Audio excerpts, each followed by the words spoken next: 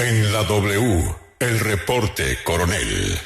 Pues primero que todo, felicitar al señor presidente de Noticias de Univisión por el absoluto hit de haber entrevistado al presidente Biden, nuestro colega y amigo Enrique Acevedo.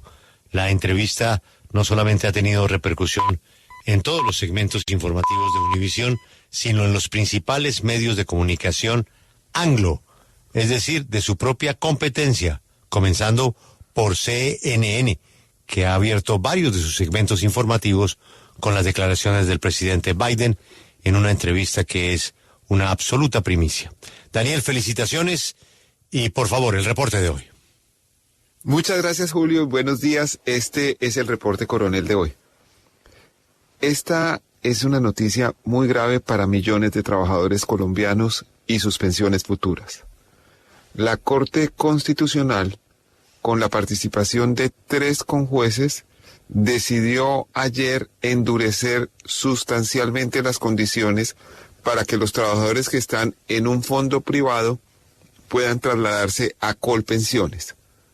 La decisión de la Corte Constitucional, que será pública en los próximos días, contradice una determinación de la Corte Suprema de Justicia que reconocía el derecho de los trabajadores para migrar del régimen privado de ahorro simple al régimen de prima media de Colpensiones. Permítanme explicar de la forma más sencilla posible la diferencia entre uno y otro régimen de jubilación. Los fondos privados pagan una pensión basada en el ahorro de los trabajadores. En la enorme mayoría de los casos, este ahorro termina convertido en una asignación mensual de 2 salarios mínimos, sin importar el ingreso que la persona devengara durante su vida laboral. Y con el tiempo se va reduciendo hasta convertirse en un triste salario mínimo. En contraste, los trabajadores afiliados a Colpensiones reciben una asignación que promedia los salarios devengados durante los últimos 10 años antes de jubilarse. En este momento, solo pueden cambiarse de un régimen, valga decir, de los fondos privados a Colpensiones, porque la ruta contraria es bastante exótica e improbable, las mujeres antes de cumplir 47 años y los hombres antes de cumplir 52, es decir, 10 años antes de llegar a la edad de jubilación. La Sala Laboral de la Corte Suprema de Justicia había decidido sobre una tutela de una trabajadora que pedía que fuera anulado su cambio a un fondo privado porque no había tenido suficiente información en el momento de tomar la decisión y por consiguiente se había ido a un fondo privado que le pagaba únicamente el 69% del ingreso que tenía al concluir su vida laboral contra el 90% que recibiría si estuviera en el régimen de prima media, es decir, en Colpensiones. La Corte Suprema de Justicia determinó que la jubilada no había tenido información suficiente o incluso que había recibido información engañosa para dejar el antiguo régimen y pasarse al privado, con lo cual había afectado su pensión.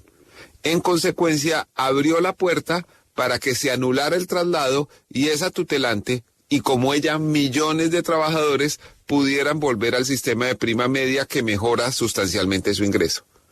La determinación llegó a la Corte Constitucional para revisión.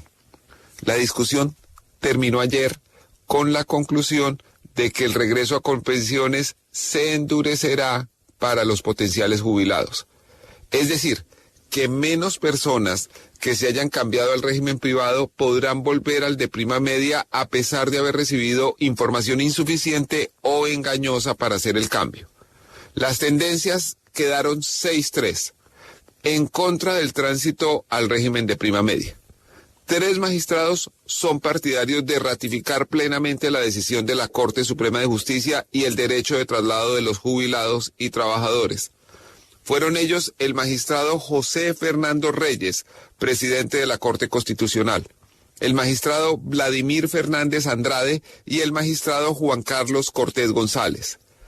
Están en contra de la decisión de la Corte Suprema y en consecuencia son partidarios de endurecer las condiciones para que los jubilados puedan devolverse al régimen de prima media más favorable a sus ingresos, los señores magistrados Cristina Pardo, Jorge Enrique Ibáñez y Paola Meneses.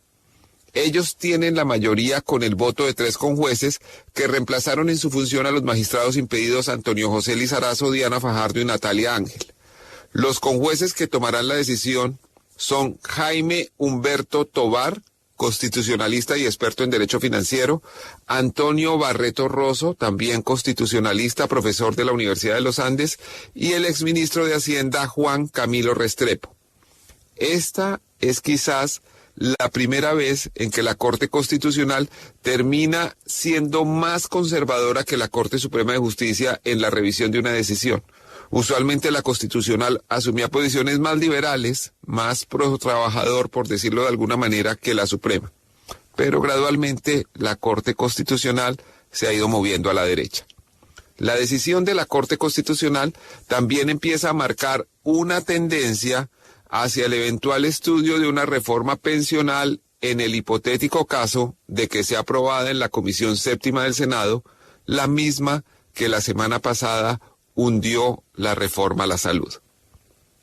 Tenemos un bonus track. Durante años se había esperado que la Fiscalía valorara correctamente los elementos probatorios que existen en el proceso al expresidente Álvaro Uribe y lo llamara a juicio, como lo había hecho en su momento la Corte Suprema de Justicia.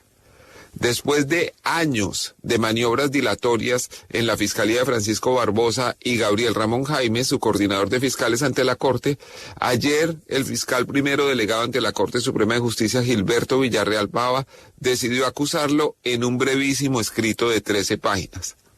Aunque el escrito señala que el presidente actuó con el llamado abogánster para sobornar testigos y engañar a la justicia, usa los verbos coordinó, dirigió y acordó para sobornar testigos y engañar a la justicia. Hay temas en el escrito de acusación que se quedaron por fuera o están muy débilmente sustentados. Esos temas tienen que ver, entre otras cosas, con los posibles sobornos a 3 testigos presos en la cárcel de Cómbita, conocidos con los alias de Sinaíca, David y el Poli, y con las ofertas de gestión para cambiar de lugar de reclusión a la exfiscal condenada Hilda Niño Farfán. Quienes conocen el expediente en detalle señalan que el escrito de acusación reconoce algunos temas, pero ignora olímpicamente otros. En general, es un escrito flojo y puede terminar favoreciendo al expresidente Álvaro Uribe. El fiscal Gilberto Villarreal Pava, quien lo firma, llegó a ser fiscal delegado ante la Corte Suprema de Justicia por decisión de Gabriel Ramón Jaimes, con quien comparte origen regional y alma mater, que dicho sea de paso es la misma del tristemente recordado exprocurador Alejandro Ordóñez. El escrito debe ser sustancialmente mejorado antes de la audiencia preparatoria de juicio o por sus huecos terminará saliéndose el expresidente Álvaro Uribe. Este fue el reporte coronel de hoy. Muchas gracias.